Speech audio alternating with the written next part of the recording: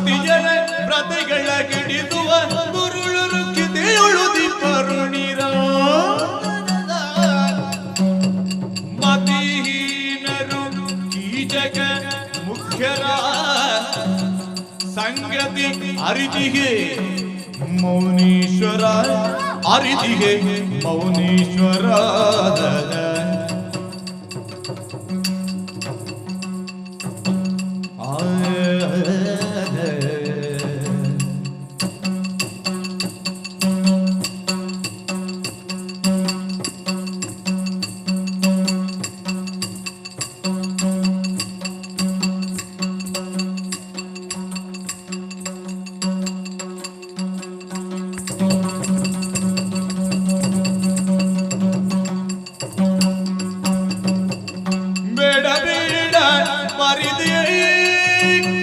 ಛಲವ ಮಾಡಬೇಡ ಮುನಿವರ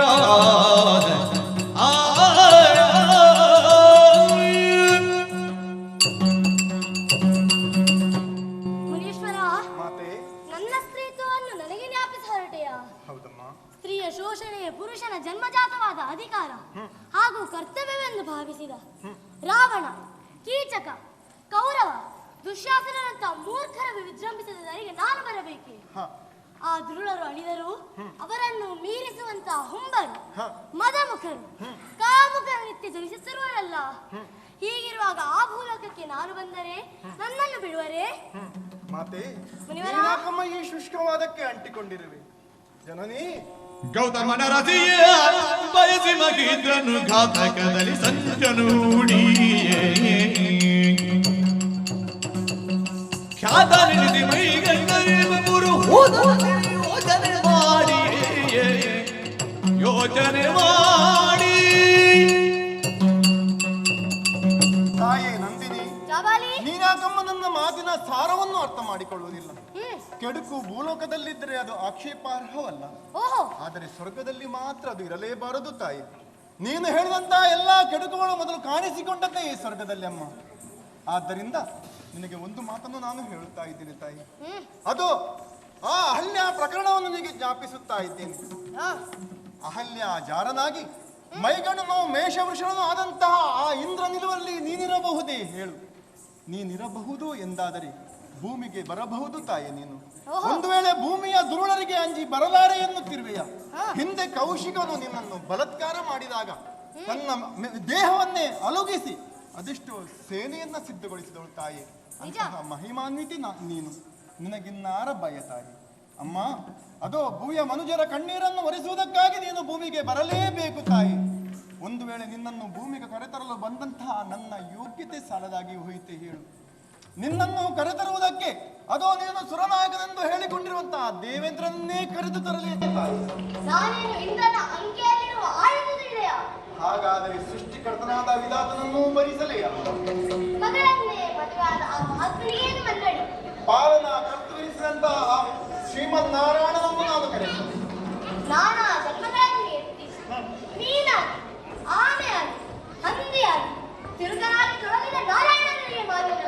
ಹಾಗಾದರೆ ಆ ಸಾಕ್ಷಾತ್ ಪರಮೇಶ್ವರನನ್ನೇ ಭರಿಸಲೇ ಸಾಕು.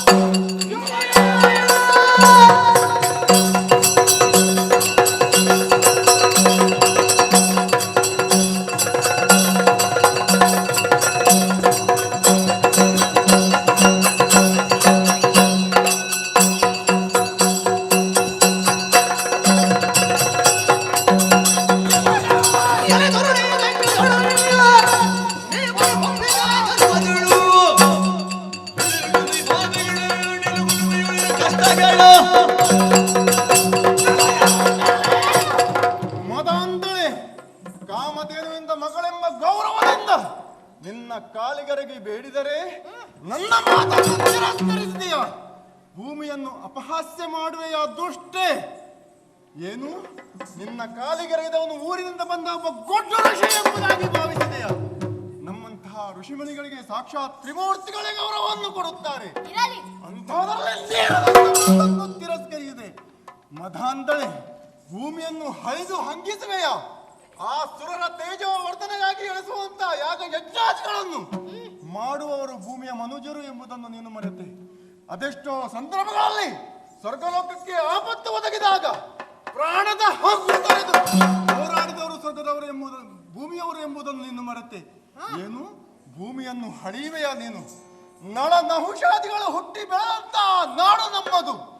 ಸತ್ಯಕ್ಕಾಗಿ ತನ್ನ ರಾಜ್ಯ ಕೋಶ ಹೆಂಡತಿ ಮಕ್ಕಳನ್ನು ತೊರೆದು ಚಾಟಾಡದಂತೆ ಜೀವಿಸಿದ ಸತ್ಯ ಹರಿಶ್ಚಂದ್ರ ಬೆಳೆದಂತಹ ನಾಡು ನಮ್ಮದು. ಅಂತಹ ನನ್ನ ಭೂಮಿಯನ್ನು ಹಳಿವೆಯ ದುಷ್ಟೆ.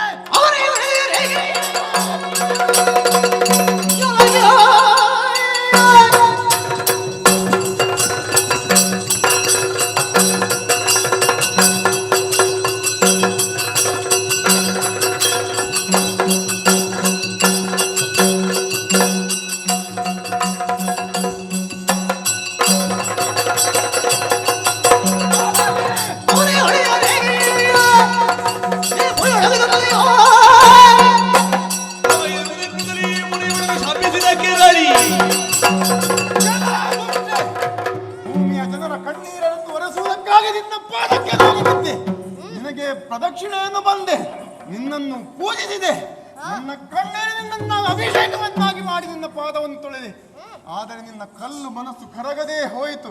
ಇಷ್ಟೆಲ್ಲವನ್ನು ನನ್ನೂರಿನೊಂದು ಸಾಮಾನ್ಯ ಹಸುವಿನವಂತೆ ನಾನು ಮಾಡುತ್ತಿದ್ದರೆ, ಅದಕ್ಕೆ ಪ್ರೀತಿಯಿಂದ ಅದರ ಮೈಯನ್ನು ನಾನು ತಡವುತ್ತಿದ್ದರೆ, ಕೃತಜ್ಞತೆಯಿಂದ ಮೂಸುತ್ತಾ ನೆಕ್ಕುತ್ತಾ ಒಂದಿಷ್ಟು ಹಾಲನ್ನಾದರೂ ನನಗೆ ದಯಪಾಲಿಸುತ್ತಿತ್ತು. ನನ್ನ ಜೊತೆ ಯಾವುದೋ ಇಲ್ಲದೆ ಹೋಯ್ತಲ್ಲ. ಭೂಮಿಯನ್ನು ಹಳಿವೆಯ. ಆ ಶ್ರೀಮನ್ನಾರಾಯಣ ಅರ್ಧಾಂಗಿರಿಸಿಕೊಂಡ ವಸುಂಧರೆ, ಕರ್ತಾರನ ಕಮ್ಮಟ, ಯೋಗ ಭೋಗಗಳ ಸಮನ್ವಯ ಭೂಮಿ, ವಸಿಷ್ಠ ವಿಶ್ವಾಮಿತ್ರ ವೇದವ್ಯಾಸರಂತಹ ಸರ್ವಜ್ಞರ ಜನ್ಮಭೂಮಿ, ಆತ್ಮಶೋಧನೆಯಿಂದ ಔನ್ನತ್ಯವನ್ನು ಗಳಿಸುವಂತಹ ಸಾಧನಾ ಭೂಮಿ, ಅದೆಷ್ಟೋ ಋಷಿ ಮುನಿಗಳನ್ನು ಮುನಿಗಳನ್ನು ಬ್ರಹ್ಮಾಂಡಕ್ಕೆ ಬಳುವಳಿಯನ್ನಾಗಿ ನೀಡಿ ದಿಗಂತ ವಿಶ್ರಾಂತ ಕೀರ್ತಿಯನ್ನು ಗಳಿಸಿದಂತಹ ಆ ನನ್ನ ಭೂಮಿಯನ್ನು ನೀನು ಹಳಿದೆ. ಗಂಗೆ, ತುಂಗೆ, ಕಾವೇರಿ, ಗೋದಾವರಿ ಅಂತ ಪುಣ್ಯ ನದಿಗಳು ಹರಿದು ಪಾವನಗೊಳಿಸಿದಂತಹ ಆ ಭೂಮಿಗೆ ಬೆಂಕಿ ಬಿದ್ದು ಭಸ್ಮವಾದರು. ಬರಗಾಲದಿಂದ ಬಸಿರು ಮಧ್ಯೆ ಸತ್ತರು. ನೀನು ಬರುವುದಿಲ್ಲ ಅಲ್ಲವೇ? ಯಾವ ಗಂಗಾದಿ ಪುಣ್ಯ ನದಿಗಳು ಹರಿದು ಪಾವನಗೊಳಿಸಿದಂತಹ ಪುಣ್ಯ ಭೂಮಿಯನ್ನು ನೀನು ಹಳಿದೆಯೋ, ಹಂಗಿಸಿದೆಯೋ, ಆ ಭೂಮಿಯಲ್ಲಿ ನದಿಯಾಗಿ ಹರಿ, ನದಿಯಾಗಿ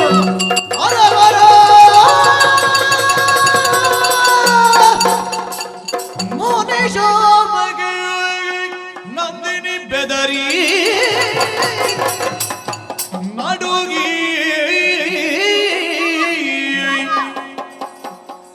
ಕಂಬನಿದು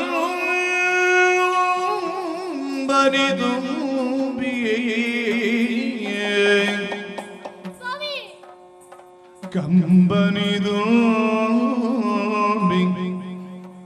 ಯತಿಪತಿಯ ಪಾದಕ್ಕೆ ಮಣಿದು ವನಿತೆ ಎನ್ನ ಪರಾದವನು ಮನ್ನಿಸು ಮನ್ನಿಸು ಮುನಿವರ ಎನ್ನುತ್ತ ಮನಕರಗೆ ಗೂಳಿಡುತ್ತೆಂದಳ ಕ್ಷಮಿಸು ವಂದಿಪೆ ಮುನಿವರ ತವ ಪದ ದ್ವಂದ್ವಕ್ಕೆ ಮನ್ನಿಪುದನ್ನರ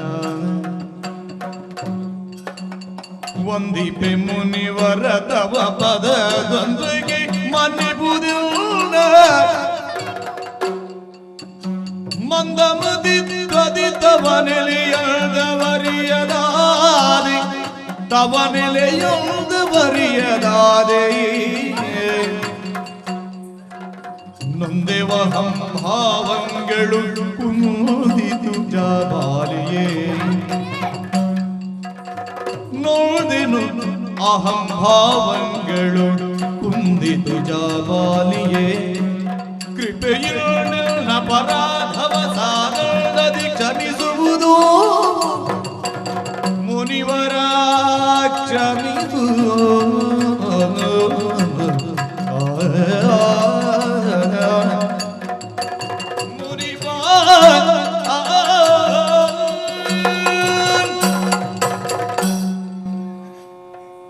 ಸ್ವಾಮಿ ಏನು ಮುನಿವರ,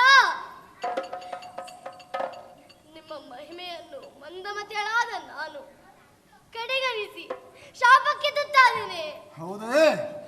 ಅತ್ಯುನ್ನತಿ ಪಥನ ಹೇತು ಎಂಬ ಮಾತಿನಂತೆ ಇದು ಜಾರುವುದಕ್ಕಾಗಿ ಮೇಲೇರಿದಂತಾಯಿತು. ಕೆಟ್ಟ ಮೇಲೆ ಬುದ್ಧಿ ಎಂಬಂತೆ ಬಂತೆ ಬುದ್ಧಿ. ಇದೀಗ ಪಶ್ಚಾತ್ತಾಪದಿಂದ ನನ್ನೆದೆ ಸುಡುತ್ತಿದೆ ಸ್ವಾಮಿ, ಸುಡುತ್ತಿದೆ. ನನ್ನ ಕೃತ್ಯಕ್ಕಾಗಿ ಖೇದವು ನಾಚಿಕೆಯು ನನ್ನನ್ನು ತಮ್ಮ ಪದತಳದಲ್ಲಿ ಕುಸಿಯುವಂತೆ ಮಾಡಿದೆ ಮುನಿವರ. ನನ್ನ ಕೃತ್ಯಕ್ಕಾಗಿ ನೀವು ಸರಿಯಾದ ದಂಡನೆಯನ್ನೇ ವಿಧಿಸಿದ್ದೀರಿ. ಆದರೆ ದಯಾರ್ಥ ಹೃದಯಾದ ನೀವು ನನ್ನ ಮೇಲೆ ದೀರ್ಘದ್ವೇಷವನ್ನು ಸಾಧಿಸಬಾರದು ಮುನಿವರ, ಸಾಧಿಸಬಾರದು. ನನ್ನನ್ನು ತಮ್ಮ ಮಗಳೆಂದೇ ಪರಿಭಾವಿಸಿ ನನ್ನ ಶಾಪದ ಪರಿಹಾರ ಮಾರ್ಗವನ್ನು ನೀವೇ ಸೂಚಿಸಬೇಕೆಂದು ವಿನಮ್ರತೆಯೊಂದಿಗೆ ಬೇಡಿಕೊಳ್ಳುವೆ ಮುನಿವರ.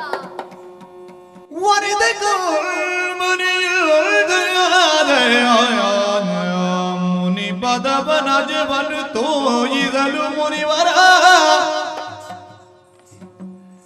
ಮನ ಕರಗಿ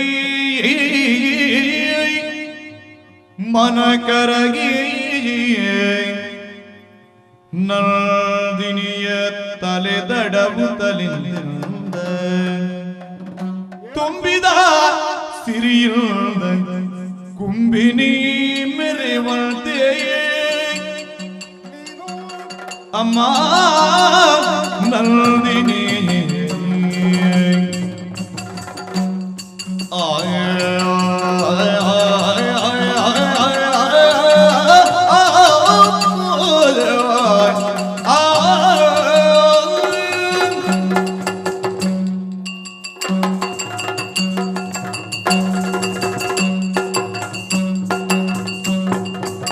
ತುಂಬಿದ ಸಿರಿಯಿಲ್ದ ಕುಂಬಿನಿ ಮೆರೆವಂತೆ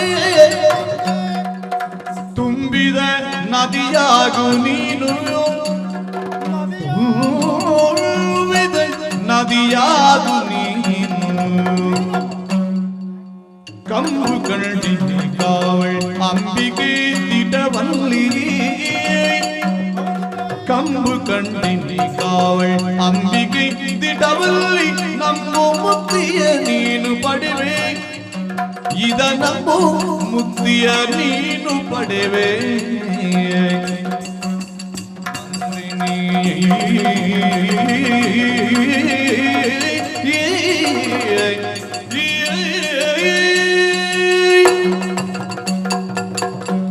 ತಾಯೇ ನಂದಿನಿ, ಮುನಿವರ, ಹೇಳಮ್ಮ ತಾಯೇ, ಎದ್ದೇಳು. ಕಣ್ಣಿನಲ್ಲಿ ಧಾರಾಕಾರವಾಗಿ ಕಂಬನಿಯನ್ನು ಸುರಿಸುತ್ತಾ ನನ್ನ ಪಾದಕಾನಳತಳಾಗಿ ವಿಧವಾಗಿ ಪ್ರಲಾಪಿಸುತ್ತಾ ಇರುವೆಯಮ್ಮ. ಹೌದು ತಂದೆ. ಕಣ್ಣೀರು ಗರೆಯಬೇಡ ತಾಯಿ. ಯಾಕೆ ಹೀಗೆಲ್ಲ ಆಯಿತು ನಾನರಿಯೆ. ಎಲ್ಲವೂ ಕಾಲದ ಮಹಿಮೆ ಎಂದೇ ಹೇಳಬೇಕು. ಕಾಲ ಸೂತ್ರಕ್ಕೆ ಕಟ್ಟು ಹೊಡೆದ ಬೊಂಬೆಗಳೂ ನಾವು ತಾಯಿ. ನಿಜ. ಇಲ್ಲದೆ ಹೋದರೆ ಬ್ರಹ್ಮರ್ಷಿಯೋ ಬ್ರಹ್ಮಜ್ಞಾನಿಯೋ ಆದಂತಹ ಭಗವಾನ್ ವಶಿಷ್ಠರ ಕರಕಮಲ ಸಂಜಾತೆಯಾದಂತಹ ನೀನು ಸಾಮಾನ್ಯರಂತೆ ವರ್ತಿಸುವುದಕ್ಕೆ ಸಾಧ್ಯವಂತೆ. ಮಾತಾ ರುದ್ರಾಣಾಂ ದುಹಿತ ವಸೂನಾಂ ಸ್ವಸಾದಿತ್ಯಾನಾಂ ಅಮೃತಸ್ಯ ನಾಗಿ, ಇದು ವೇದವಚನ. ರುದ್ರರಿಗೆ ಮಾತೆಯೂ ವಸುಗಳಿಗೆ ಮಗಳು ಆದಿತ್ಯರಿಗೆ ಸೊಸೆಯೂ ಆದಂತಹ ನೀನು ಅಮೃತದ ಚಿಲುಮೆಯೆಂದೇ ಕ್ರಾಂತಶೀಲರಾದ ಋಷಿಮುನಿಗಳು ಕೊಂಡಾಡಿದ್ದಾರಮ್ಮ. ಗವಾ ಮಂಗೇಶು ತಿಷ್ಟಂತಿ ಭುವನಾನಿ ಚತುರ್ದಶ. ಗೋವಿನ ಅಂಗ ಪ್ರತ್ಯಂಗಗಳಲ್ಲಿ 14 ಲೋಕಗಳು ಸಮಸ್ತ ದೇವಾದಿ ದೇವತೆಗಳು ನೆಲೆಯಾಗಿದ್ದಾರೆ ಎಂಬುದು ಭಾವುಕ ಪ್ರಪಂಚದ ಭಾವನೆಯಮ್ಮ. ಅಂತಹ ಮಹಿಮಾನ್ವಿತರಾದ ನಿನ್ನ ಮುಖದಲ್ಲಿ ಬ್ರಹ್ಮ, ಕಂಠದಲ್ಲಿ ರುದ್ರ, ಕಣ್ಣುಗಳಲ್ಲಿ ಮಹಾವಿಷ್ಣು, ನಿನ್ನ 4 ಪಾದಗಳಲ್ಲೂ 4 ವೇದಗಳಂತೆ, ಆ 4 ಪಾದಗಳ 8 ಗೊರಸುಗಳಲ್ಲಿ ಅಷ್ಟದಿಕ್ಪಾಲಕರೇ ನೆಲೆಯಾಗಿದ್ದಾರಂತೆ. ನಿನ್ನ ಕೋಮಲವಾದ ಬಾಲದಲ್ಲಿ ಸರ್ಪ ಸಂತತಿಯೇ ವಾಸವಾಗಿದೆಯಂತೆ. ನಿನ್ನ ಅಂಗ ಪ್ರತ್ಯಂಗಗಳಲ್ಲಿ ಸಮಸ್ತ ದೇವಾದಿ ದೇವತೆಗಳು ನೆಲೆಸಿದ್ದಾರಂತೆ. ನಿನ್ನ ಪವಿತ್ರವಾದಂತಹ ಕೆಚ್ಚಲಲ್ಲಿ ಅಮೃತ ಧಾರೆ ಹರಿಯುತ್ತಿದೆಯಂತಮ್ಮ. ಅಂತಹ ಮಹಿಮಾನ್ವಿತಳಾದಂತಹ ನೀನು ತಪ್ಪಿ ನಡೆಯುವುದಕ್ಕುಂಟೆ ತಾಯಿ. ಇದು ವಿಧಿಯಲ್ಲದೆ ಮತ್ತೇನು ತಾಯಿ? ತಪ್ಪು ನಿನ್ನಿಂದ ಮಾತ್ರ ನಡೆಯುವುದಲ್ಲವಮ್ಮ, ತಪ್ಪು ನನ್ನಿಂದಲೂ ನಡೆದಿದೆ. ಆಶ್ರಮದ ನನ್ನ ಮುನಿವಟುಗಳಿಗೆ ಎಂದು ಬಿರುನುಡಿಯನ್ನಾಡದ ನಾನು ಇಂದು ಕೋಪಗೊಂಡು ಶಾಪವನ್ನು ಕೊಡುತ್ತೇನಂತಾದ್ರೆ ಇದಕ್ಕೆ ಅರ್ಥವಾದರೂ ಏನು ತಾಯಿ? ಜಿತ ಕ್ರೋಧ ಜಿತ ಕಾಮ, ಕಾಮ ಕ್ರೋಧಾದಿ ಷಡ್ ವೈರಿಗಳನ್ನು ಜಯಿಸಿದವನು ಎಂಬ ನೆಗಳ್ತೆಯನ್ನು ನಾನು ಪಡೆದವ. ಇಂದು ಕೋಪಗೊಂಡೆಂತಾದ್ರೆ ನನ್ನ ನೆಗಳ್ತೆ ಪ್ರಶ್ನಾರ್ಥಕವಾಗುವುದಿಲ್ಲವೇ ತಾಯಿ? ಹಾಗಾದರೆ ನಡೆದಂತಹ ಈ ಪ್ರಕರಣ, ಈ ಶಾಪವು ನಿನಗೆ ಶಾಪವಾಗಿ ಪರಿಣಮಿಸಿದರು ಭುವಿಯ ಸಂತ್ರಸ್ತರ ಪಾಲಿಗೆ ಇದು ವರವೇ ಹೌದಲ್ಲವೇ ತಾಯಿ? ಈ ಪ್ರಕರಣವು ತನ್ನ ಬೀಜವನ್ನು ಗರ್ಭದಲ್ಲಿ ಇರಿಸಿಕೊಂಡೇ ಮೊಳಕೆ ಒಡೆಯಿತು ಎನ್ನಬೇಕಮ್ಮ. ಚಿಂತಿಸದಿರು ತಾಯಿ, ಅದು ಶಾಪವಾಕ್ಯದಂತೆ ನೀನು ಭೂಮಿಯಲ್ಲಿ ನದಿಯಾಗಿ ಹರಿಯಲೇಬೇಕಮ್ಮ. ಆ ಮೂಲಕ ವಸುಂಧರೆಯ ಒಡಲನ್ನು ನೀನು ತಂಪುಗೊಳಿಸಿ ಸಸ್ಯ ಶ್ಯಾಮಲೆಯನ್ನಾಗಿ ಕಂಗೊಳಿಸುವಂತೆ ಮಾಡುತ್ತಾಯಿ. ಆ ಮೂಲಕ ಅದ ಪತನದ ಅಂಚಿಗೆ ಸಾಗಿರುವಂತಹ ಜನತೆಯೆಲ್ಲ ಎಚ್ಚೆತ್ತುಕೊಂಡು ಮತ್ತೆ ಧರ್ಮ ಕಾರ್ಯವು ಸುಸಾಂಗವಾಗಿ ನೆರವೇರಿ ಲೋಕದಲ್ಲಿ ಸಂತೃಪ್ತಿ ಸಂತುಷ್ಟಿ ಉಂಟಾದಾಗ ನಿನ್ನ ಆ ಶಾಪ ವಿಮೋಚನೆಯಾಗುತ್ತದೆ. ಆದರೆ ಇದನ್ನೆಲ್ಲವನ್ನು ಮಾಡುವುದಕ್ಕೆ ನನ್ನಿಂದ ಸಾಧ್ಯವಿಲ್ಲವಮ್ಮ. ಯಾರ ಅದೃಷ್ಟ ಶಕ್ತಿಯ ಅಂತ ಆದಿಮಾಯಿಂದ ಈ ರೀತಿಯಾದ ಒಂದು ಪ್ರಕರಣ ಇಲ್ಲಿ ನಡೆಯಿತು, ಆ ಮಾತೆಯನ್ನು ನೀನು ಪ್ರಾರ್ಥಿಸಬೇಕು.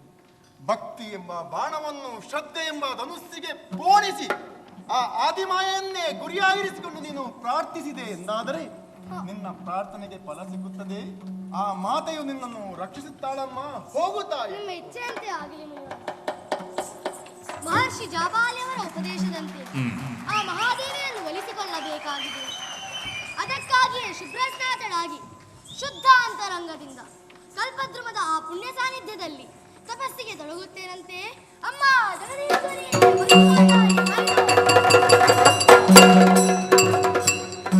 ಪಾಲಿಪುದಿಲಿ ವಿಮಲೆ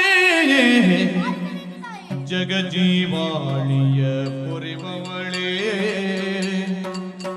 ಅಮ್ಮ.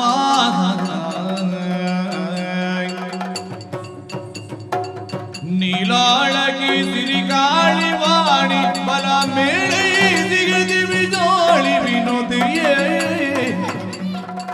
ಪಾಲಿಪುದಿಲಿ ವಿಮಲೆ ಜಗಜೀವಾಣಿಯ ಪುರಿಮವಳೇ ಅಮ್ಮ.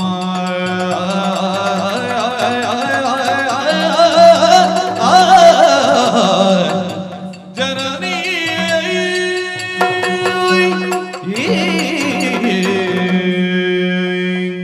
ಮಾತರ್ಮೇ ಮಧುಕೈಟ ಭಗ್ನಿ ಮಹಿಷ ಪ್ರಾಣಾಪಹಾರೋದ್ಯಮೇ ಹೇಲಾ ನಿರ್ಮಿತ ಧೂಮ್ರಲೋಚನವಧೇ ಹೇ ಚಂಡಮುಂಡಾರ್ದಿನಿ ನಿಶೇಷೀಕೃತ ರಕ್ತಬೀಜಧನುಜೇ ನಿತ್ಯೇ ನಿಶುಂಭಾಪಹೇ ಶುಂಭಧ್ವಂಸಿನಿ ಸಂಹರಾಶ ದುರಿತಂ ದುರ್ಗೆ ನಮಸ್ತೆ ಅಂಬಿಕೆ. ಜನನಿ ಜಗದೀಶ್ವರಿಯೇ, ಮಂದ ಬುದ್ಧಿಯ ಈ ಮಗಳ ತಪ್ಪನ್ನು ಮನ್ನಿಸಿ ಉತ್ತರಿಸಬೇಕಮ್ಮ. ಮಹಾತ್ಮರಾದ ಜಾಬಾಲಿ ಮಹರ್ಷಿಯವರೊಂದಿಗೆ ಉದ್ದಟತನದಿಂದ ವರ್ತಿಸಿ ಶಾಪಗ್ರಸ್ತೆಯಾಗಿದ್ದೇನೆ ತಾಯಿ. ನನ್ನ ಶಾಪದ ಪರಿಮಾರ್ಜನೆಯನ್ನು ನೀನೇ ಸೂಚಿಸಿ ನನ್ನನ್ನು ಉದ್ಧರಿಸಬೇಕಮ್ಮ. ಸುರಬಿರುದಿನಂದಿನಿಯಳಿ ತವ ಮನದುಳಿರುವುದತಿ ಭ್ರಾಂತಿ ಮಗಳೇ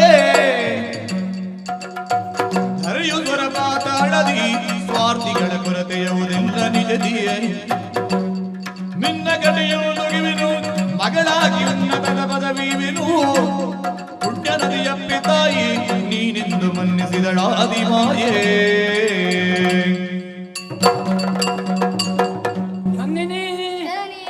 ಸ್ವಾರ್ಥ, ವಂಚನೆ, ಕುಹಕ, ಮತ್ಸರ ಇತ್ಯಾದಿ ಕೆಡುಕುಗಳು ಧರೆಗೆ ಮಾತ್ರ ಸೀಮಿತವೆಂಬ ಭ್ರಾಂತಿಯಿಂದ ದುಡುಕಿ ಅನರ್ಥ ಮಾಡಿಕೊಂಡೆಯ. ಹೌದು ತಾಯಿ. 3 ಲೋಕಗಳನ್ನು ಆವರಿಸಿಕೊಂಡಿರುವ ಈ ಕೆಡುಕುಗಳು ಮಾಯೆಯ ಆಯುಧಗಳು ಮಗಳೇ. ಪುಣ್ಯ ನದಿಯಾಗಿ ಹರಿದು ಭುವಿಯ ಬರವನ್ನು ನೀಗಿಸು. ಮುಂದೊಂದು ಶುಭ ದಿನದಲ್ಲಿ ಜಗದಂಬಿಕೆಯಾದ ನಾನೇ ನಿನ್ನ ಕಟಿ ಪ್ರದೇಶದಲ್ಲಿ ಲಿಂಗರೂಪದಲ್ಲಿ ಉದ್ಭವಿಸುತ್ತೇನೆ. ನಿನ್ನ ದುರಿತಗಳನ್ನು ದೂರ ಮಾಡಿ ಶುಭವನ್ನು ಕರುಣಿಸುತ್ತೇನೆ. ದುಃಖವನ್ನು ಮರೆತು ಶುಭ ಪ್ರತೀಕ್ಷೆಯಲ್ಲಿ ಇದ್ದುಕೋ. ಇದೋ ಶುಭವಾಗಲೇ ಶುಭವಾಗಲೇ.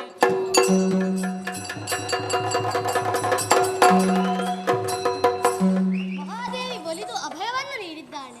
ಇನ್ನು ತಡಬೇಕೆ? ಸ್ವರ್ಗಲೋಕವನ್ನು ಬಿಟ್ಟು ಭೂಲೋಕವನ್ನು ಸೇರುತ್ತೇನೆ.